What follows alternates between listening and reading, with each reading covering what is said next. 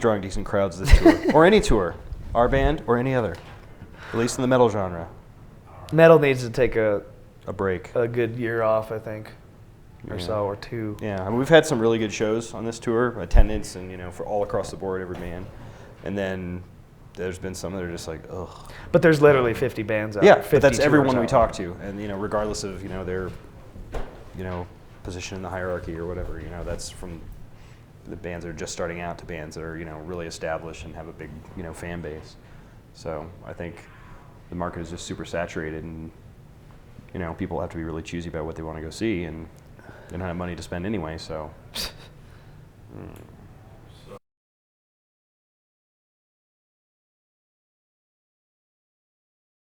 About when we started, it had just died in San Diego for sure.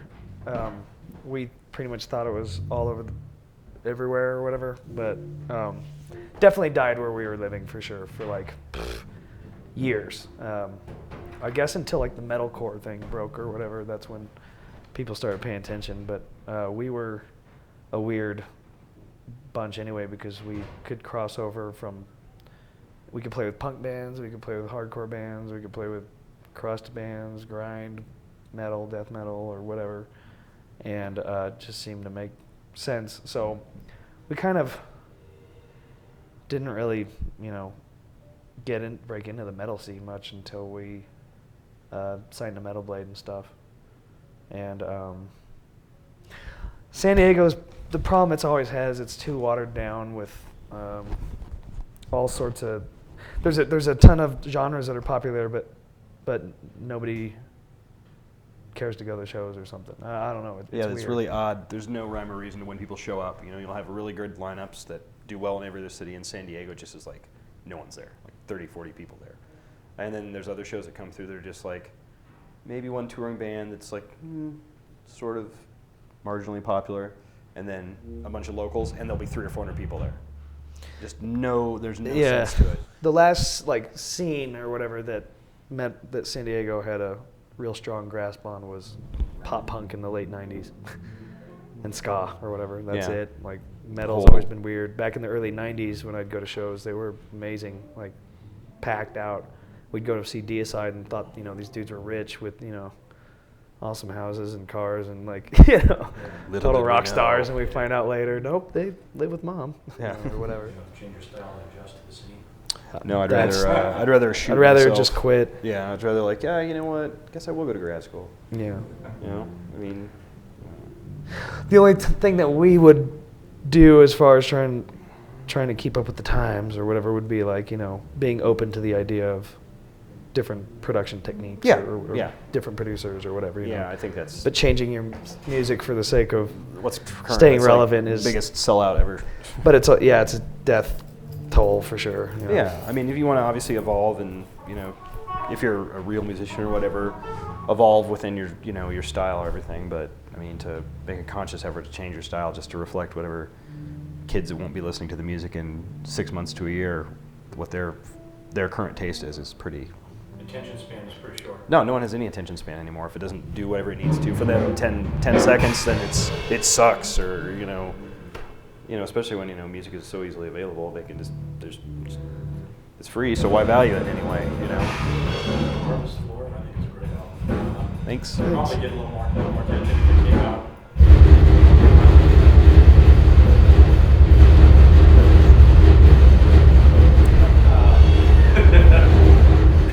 Really? Oh wait, there's a show. Sorry. Yeah. Oh yeah, that's right.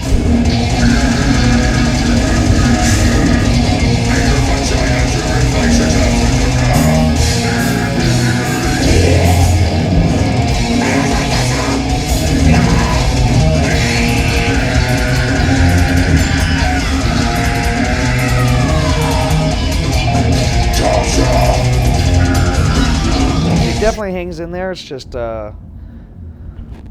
we've done like 2 or 3 3.5 month tours where it'll maybe lightly degrade over time.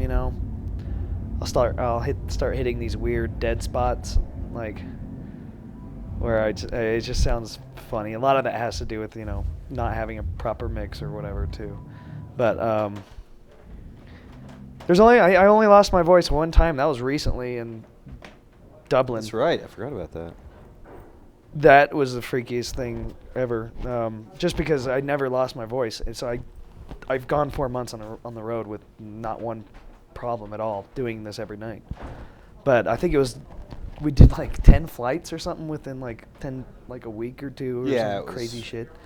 So I think that had a lot to do with it. It had everything to do with it. So I just don't lose my voice because I don't yell. That's the thing. I don't yell and strain. That's the key.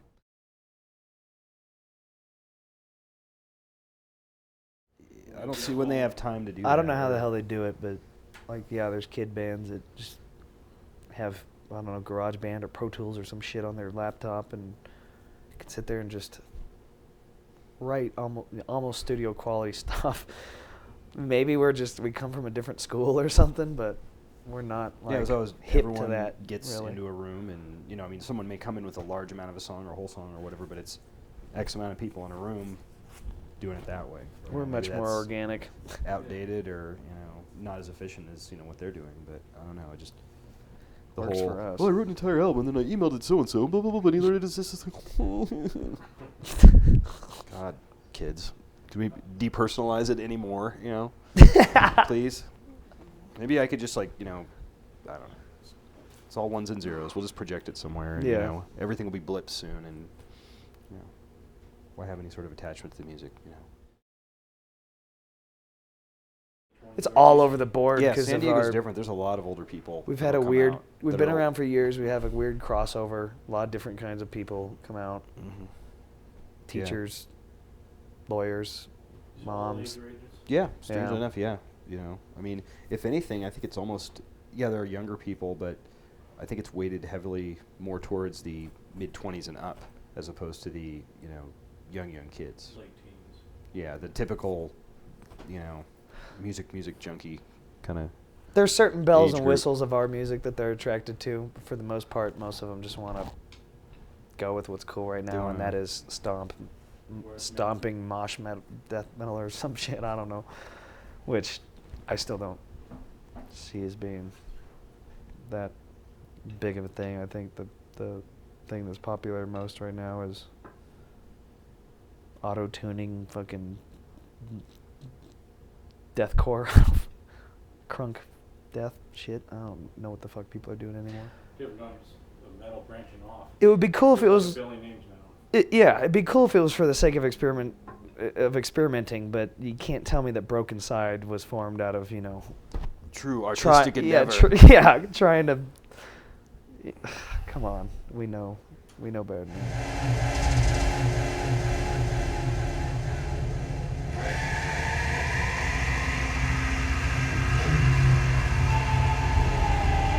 For us, it was just the distributor in Europe looked at it and said, "Okay, that's not going to fly." So it was like in Europe, there was a couple albums that didn't really do. The first 2 records there just didn't do shit, and it kind of doomed us from the start over there. We have to build our name up bad, but here it was the Humanure one. Nobody was taking it. Tons of stores weren't taking it. Crap like that. Yeah. They were just the more violent stuff is okay in America, Europe not as much. Whereas poop is okay in Europe and not here. Yeah. And you could see it. It's a cow taking a dump. You could see that driving down any street in rural America or anywhere. It's just dumb. Harvest Floor and Karma Bloody Karma were tame in that regard, but they were conceptual. It wasn't.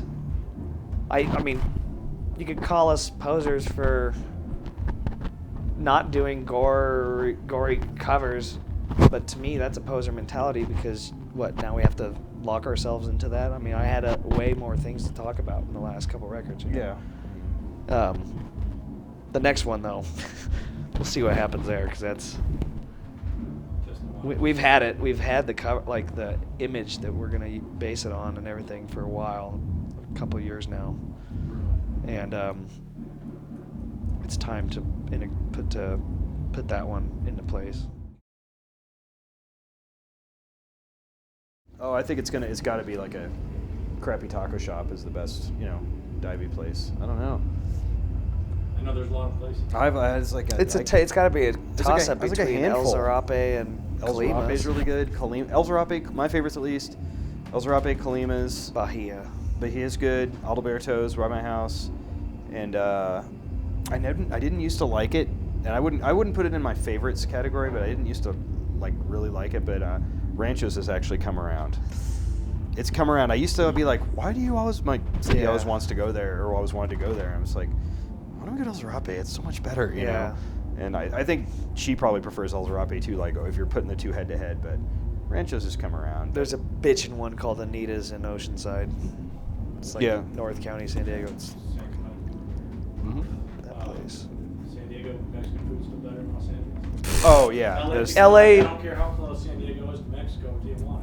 LA still has it. Bullshit. Absolutely not. They're Right here. totally Oh, nuts. Yeah, LA is some of the. It's almost rivals New York with its horrible quality of Mexican food.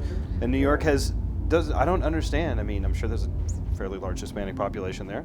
I've had Mexican food in New York, and it's just not very good. Yeah. Anywhere else besides. And it depends what you like. Like I mean, West Coast. There's the whole Tex-Mex thing or whatever, and Yeah. that's just like let's find 50 excuses to melt queso and put sour cream on it. I mean, I lived in Chicago for a lot of years. The Mexican food there's a gigantic Mexican population there. Mexican food there is really good too. It destroys everywhere else, though. It just does.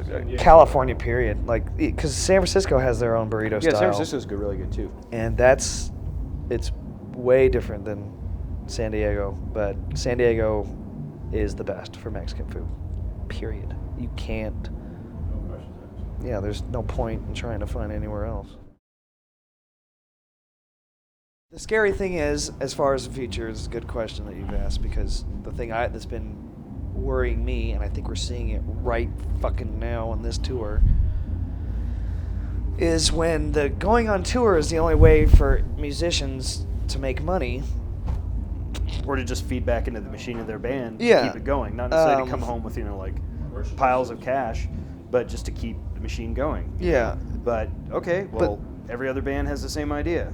So Yeah, that's the thing. there's a If million that's bands the on only way to road. make any money, market saturation right there. All across the board, all genres. You look at places promoters we are play, losing their asses. Here, anywhere else, there is a show, touring bands every night. But with no one to spend money on either going or if they do go, Yeah. no money to spend on merch or anything. This like happens that. in the worst economy. Yeah.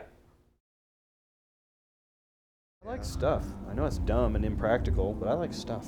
At least maybe it's an antiquated notion of you exchange, your money and you get something physical, or at least, something that you can immediately But see, what put label's in going to action. spend 15 grand or 20 grand or whatever, 30 grand on a band's recording unless they can make it back? Yeah, and when through the sales and of when some people are sort getting of- it to the point where they can record at home and it can sound really, really good. Maybe that's the future. Maybe but that's the future. Everywhere you got to be. I don't know. I wouldn't know where to start with that. All right, guys. Well, thanks a lot for taking your time. Have a good rest of the tour. Thank you.